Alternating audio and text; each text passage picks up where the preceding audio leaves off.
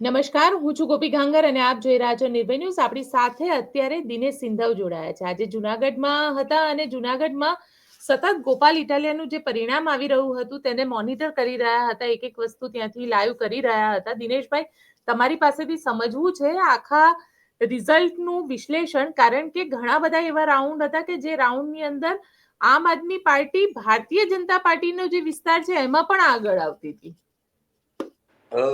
બહુ શરૂઆતથી થોડી વાત કરી કે જ્યારે પરિણામ આવવાના શરૂ થાય છે, રાઉન્ડ 1, રાઉન્ડ 2, રાઉન્ડ 3, 4 અને 5, અને છઠ્ઠા રાઉન્ડ સુધીમાં ચિત્ર ક્લિયર થઈ જવાનું હતું. જે લોકોએ અભ્યાસ કર્યો હતો, વિસાવદર બેઠકનો જે લોકોનો અભ્યાસ છે, જે લોકોને એની રાજકીય તાસીરની ખબર છે, અને જે લોકોને ગોપાલ ઇટાલિયાની મહેનત, એની રણનીતિ અને સામે કિરીટ પટેલ અને સંગઠન ભાજપ, એ લોકોની ક્ષમતા અને એ લોકોની તાકાતની જે ખબર હતી એ લોકો બહુ સ્પષ્ટ માનતા હતા. એમાં હું શરૂઆતથી જ બહુ ક્લિયર માનતો હતો કે જે શરૂઆતના રાઉન્ડમાં કાઉન્ટિંગ થાય છે તો વડાલથી શરૂ થાય છે, એ પછી ડુંગરપુર એટલે કે જુનાગઢ તાલુકાના જે ગામો હતા, એટલે કે ત્યાં સ્વાભાવિક રીતે જ કિરીટ પટેલને વધારે મત મળવાના હતા. આમ આદમી માટે ત્યાં ટક્કર હતી અને એવું સ્પષ્ટ માનવામાં આવતું હતું કે કિરીટ પટેલ શરૂઆતના 3 રાઉન્ડ સુધી અને વધારેમાં વધારે 5 રાઉન્ડ સુધી જે જુનાગઢ તાલુકાના ગામડાઓ છે ને એમાં બિલખા પણ આવી જાય છે. એટલે આ બધા ગામડાઓમાં જો એ સરસ લીડ મેળવે, એટલે 5,000 થી 7,000 ની લીડ જો મેળવે તો છેક સુધી આપણે એવું ન કહી શક્યા હોત કે ગોપાલ ઇટાલિયા જીતે છે કે નહીં.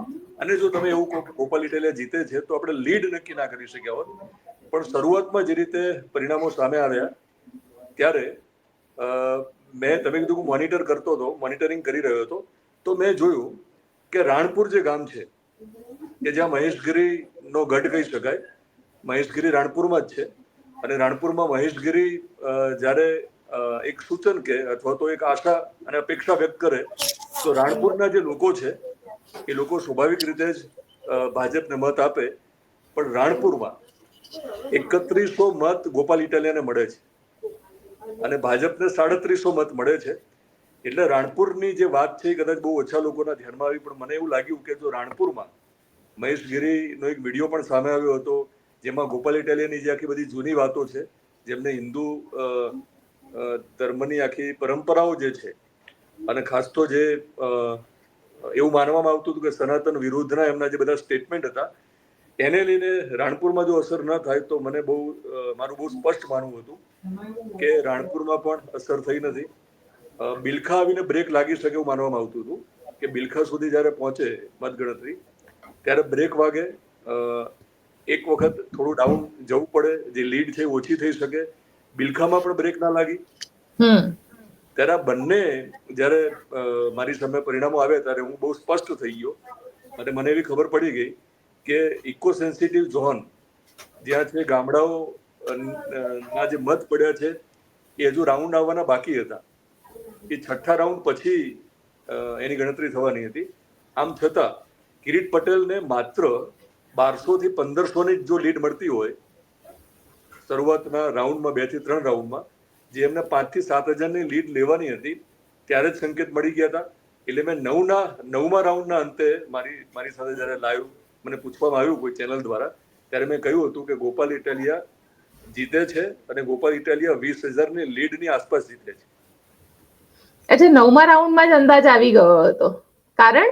બિલકુલ, મેં તમને કહ્યું ને એનું કારણ કે તમે જયારે કોઈ પણ વિધાનસભા પાછળના રાઉન્ડમાં તો, કારણ કે પાછળ જેટલું બી ટોટલ 21 રાઉન્ડ હતા, બાકી જે કંઈ હતું એ વિસાવદર શહેરમાં થોડીક ચિંતા હતી આ લોકોને કે વિસાવદર શહેરમાં કિરીટભાઈને વધારે મળશે અને ગ્રામ્ય વિસ્તારમાં ગોપાલભાઈને વધારે મળશે. તો ખાલી વિસાવદરની ચિંતા હતી, બિલખા તો રહ્યું નતું. પછી તો વિસાવદરને છોડીને બાકીના જેટલા પણ ગામડાઓ હતા એ બધા જ ગામડાઓમાં ગોપાલ ઇટાલિયાને સમર્થન મળ્યું હતું. એ બધા જ ગામડાઓમાં ઇકો ઝોનની જે વાત છે સેન્સિટિવ, એ બધા ગામડાઓ હતા. એટલે સ્વાભાવિક છે કે જ્યાં આમ આદમી પાર્ટીને ખુદ લાગતું હતું આટલી મહેનત કર્યા પછી એમને તો એવી ખબર પડી જ ગઈ હતી કે આપણને બિલખાથી આગળ ગયા પછી ક્યાંય પાછું વળવાનું નથી. એ પછી તો સવાલ ખાલી એટલો જ હતો કે લીડ કેટલી મેળવવી. અને કારમો પરાજય થાય કિરીટ પટેલનો તો કેટલી લીડ સાથે થાય એ જ મુદ્દો રહ્યો હતો. એટલે એ સમીકરણો હું સમજતો હતો. આ સમીકરણો મને ખ્યાલ હતા. એની સાથે તમને જો ખ્યાલ હોય તો જવાહર, આમ તો તમને ખબર જ છે, આપણે ચલાવ્યું છે બધાએ, જવાહર ચાવડાના નારા બોલાવવામાં આવ્યા છે. બોલાવવામાં આવ્યા છે. હું તમને એ જ સવાલ કરતી હતી કે કારણ કે જવાહર ચાવડાના નારા લાગ્યા, જવાહર ચાવડા જિંદાબાદ લોકો બોલ્યા અને ગોપાલ ઇટાલિયા પણ બોલ્યા, અને એ વિડીયો હવે સોશિયલ મીડિયા પર ગજબ વાયરલ થઈ રહ્યો છે. જવાહર ચાવડાનું આ સમીકરણ શું છે ત્યાં આગળ?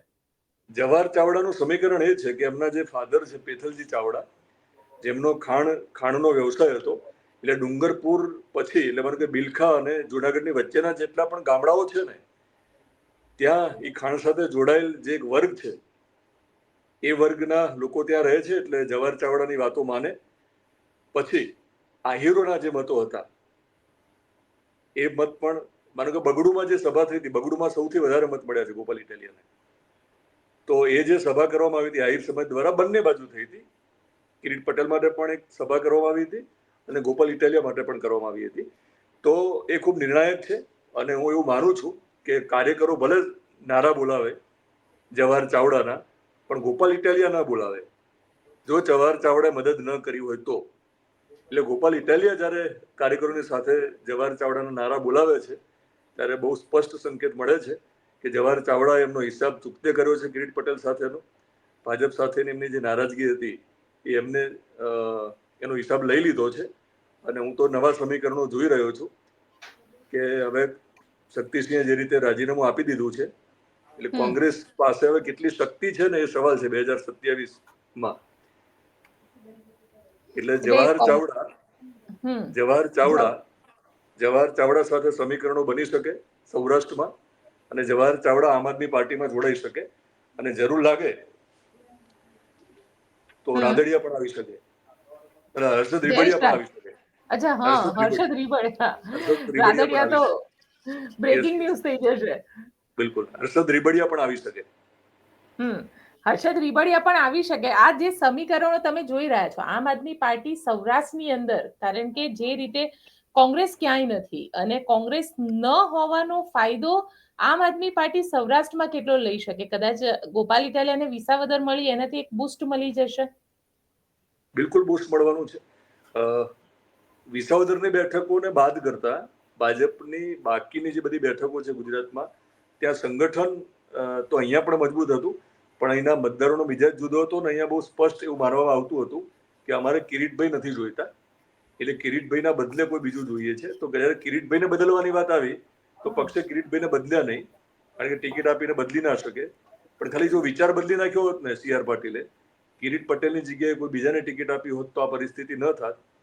એટલે હું માનું છું કે સૌરાષ્ટ્રની જે બાકીની બેઠકો છે ત્યાં પણ એક વાતાવરણ બન્યું છે.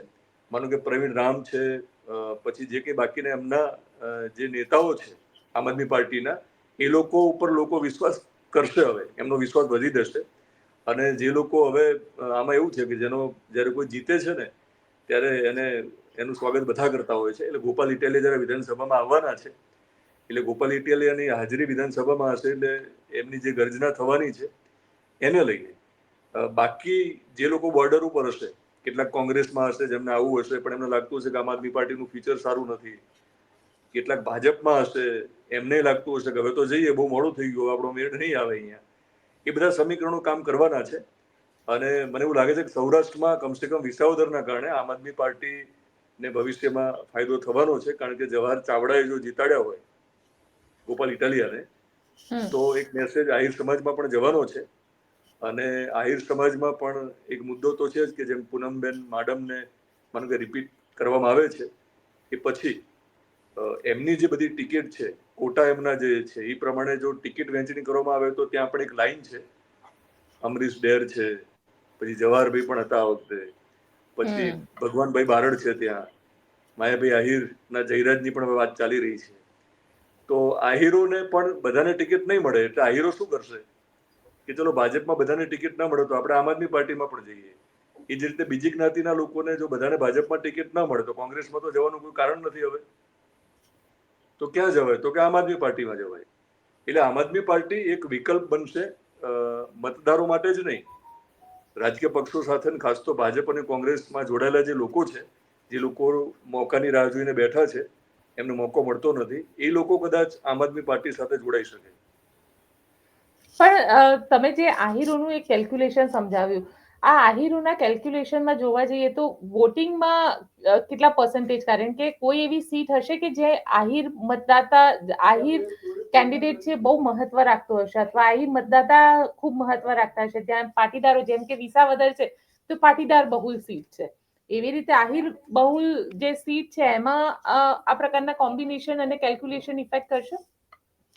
તાલાળા ખરું ને, તાલાળા છે, ત્યાં આહિર અને કારડિયા વચ્ચે સીધો જંગ હોય છે, એટલે ત્યાં આહિરો નામ જ છે અને ખૂબ અસરકારક છે ત્યાં.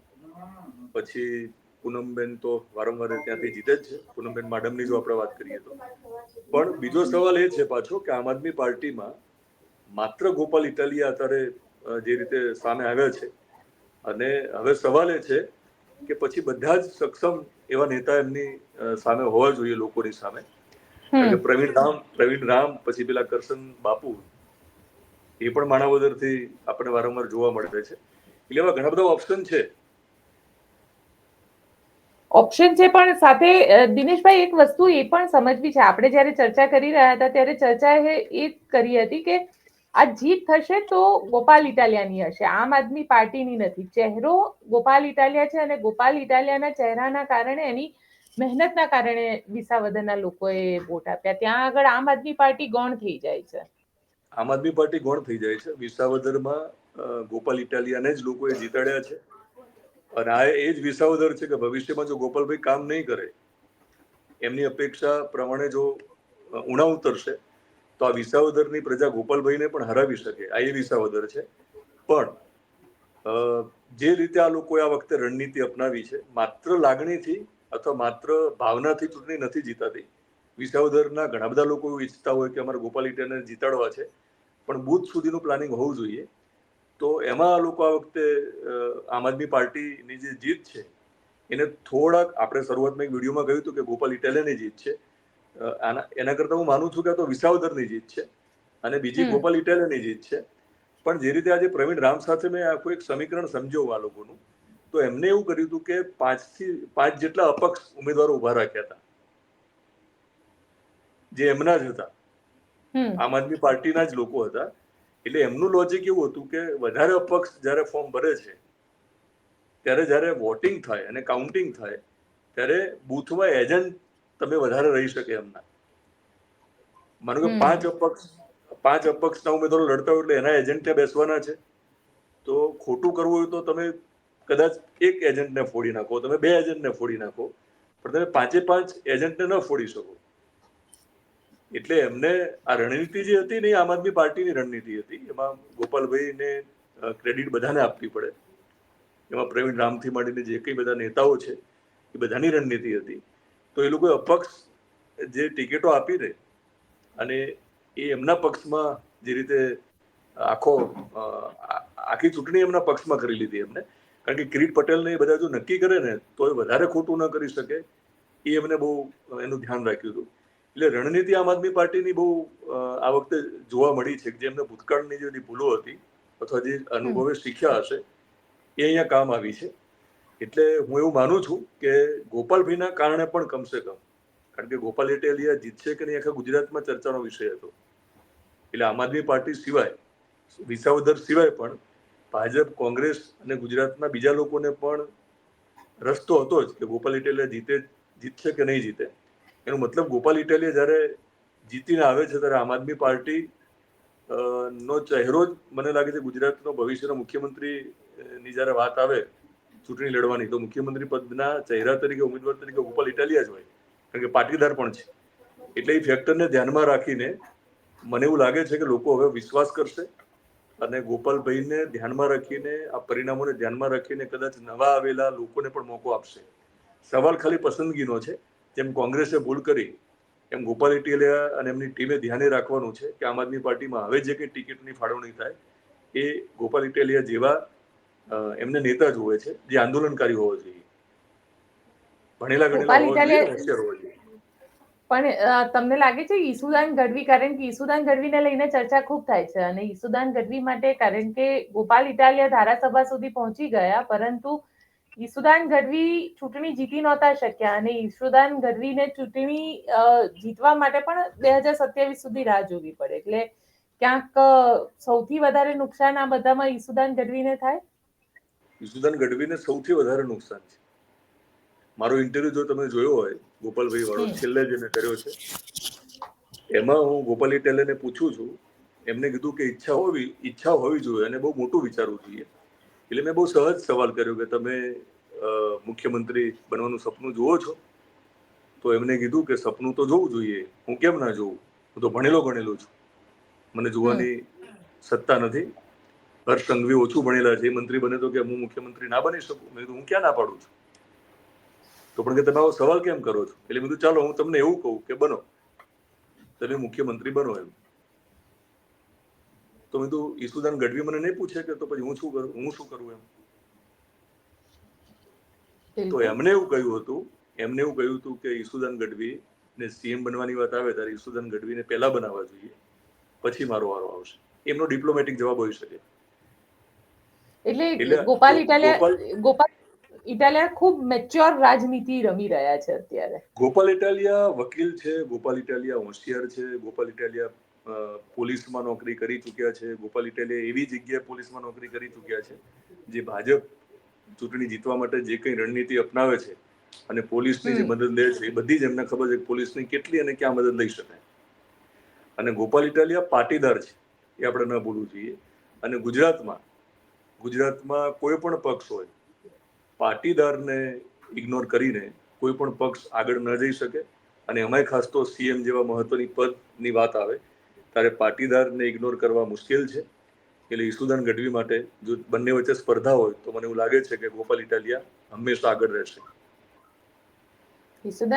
ગોપાલ ઇટાલિયા આગળ રહેશે, પણ ગોપાલ ઇટાલિયા માટે આગળના રસ્તા પણ એટલા સરળ નથી ને. જે રીતની ભાષા અને જે રીતના વિડીયો ગોપાલ ઇટાલિયાના વાયરલ થતા હતા, તમને લાગે છે વિધાનસભામાં આ પ્રકારના શબ્દો એ બોલી શકશે? જેમ કે 10 પાસ ગૃહમંત્રી હોય કે પછી કઈ પણ લુચ્ચા લફંગા ટાઈપના શબ્દો, ટપોરી ટાઈપના શબ્દો, આવા શબ્દો તો એ મતલબ નોર્મલ ઇન્ટરવ્યુમાં પણ બોલે છે. એટલે ભાષાની મર્યાદા એમને શીખવી પડશે. ગોપાલભાઈ બહુ હોશિયાર છે અને ગોપાલભાઈને એ ખબર છે કે ક્યાં કેટલું અને કેવું બોલવું. એટલે તમે જુઓ કે કિરીટ પટેલ નહીં બોલે, કિરીટ બોલશે. કિરીટ પટેલની દાદાગીરી, કિરીટ પટેલે ખોટું કર્યું નહીં બોલે. કિરીટ પટેલ ગુંડો છે એવું બોલે છે, ગુંડાગીરી કરે એવો શબ્દ વાપરે છે. એટલે એમને ખ્યાલ છે કે ગુજરાતની પ્રજાને હંમેશા જે ચેલેન્જ કરે ને સત્તાધીશો, એવા વ્યક્તિઓ હંમેશા ગમ્યા છે. અને ચેલેન્જ કરતી વખતે આવી ભાષા જ લોકોને ગમતી હોય છે. પછી ગૃહમાં જઈને જ્યારે તમારે બોલવાની વાત આવે ત્યારે એના જે કંઈ શબ્દ પ્રયોગની મર્યાદાઓ છે એને ધ્યાનમાં રાખીને બોલશે. એમને ખ્યાલ છે કે ત્યાં શું બોલવાનું છે, પછી બેસાણની સભામાં શું બોલવાનું છે એ પણ એમને ખ્યાલ છે. એટલે હું બહુ સ્પષ્ટ માનું છું કે એ જે કે ભૂતકાળના જે બધા અનુભવો છે એના આધારે બોલવામાં ભૂલ તો બિલકુલ એ કરવાના નથી. અને આક્રમકતા સાથે બોલવાનું બંધ પણ નહીં કરે, નહીતર ગોપાલ ઇટાલિયા લોકોને નહીં ગમે. એમને તો એ જ ગોપાલ ઇટાલિયા ગમે છે કે જે બોલે છે અને જોરદાર બોલે છે. બિલકુલ. અને સાથે એક, કારણ કે ભારતીય જનતા પાર્ટીનો સૌથી ન ગમતો ચહેરો કોઈ હોય તો એ ગોપાલ ઇટાલિયા છે. આ ચહેરો હવે વિધાનસભા સુધી જઈ રહ્યો છે, એટલે તમને એવું લાગી રહ્યું છે કે એની ઇમ્પેક્ટ પણ આવે? ઇમ્પેક્ટ આવશે ને, કારણ કે ગોપાલ ઇટાલિયાને હું સમજુ ત્યાં સુધી ભાજપમાં લઈ જવા ખૂબ અશક્ય છે.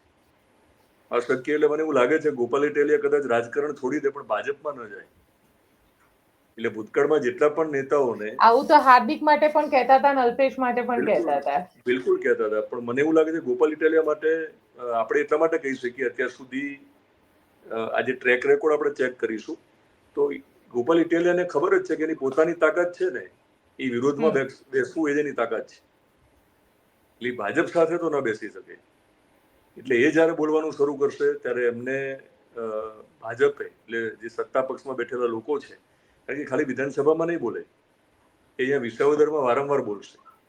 એટલે વિસાવદરમાં જો થોડીક પણ આ લોકો કામ કરવામાં ચૂક રાખશે તો મને એવું લાગે છે કે દર અઠવાડિયામાં 2 વખત જરૂર લાગશે તો આંદોલન કરશે. અને ગોપાલ ઇટાલિયા નવી બેઠક માટે મહેનત કરવાની ભૂલ ન કરે. વિસાવદર હવે એમની કાયમી બેઠક છે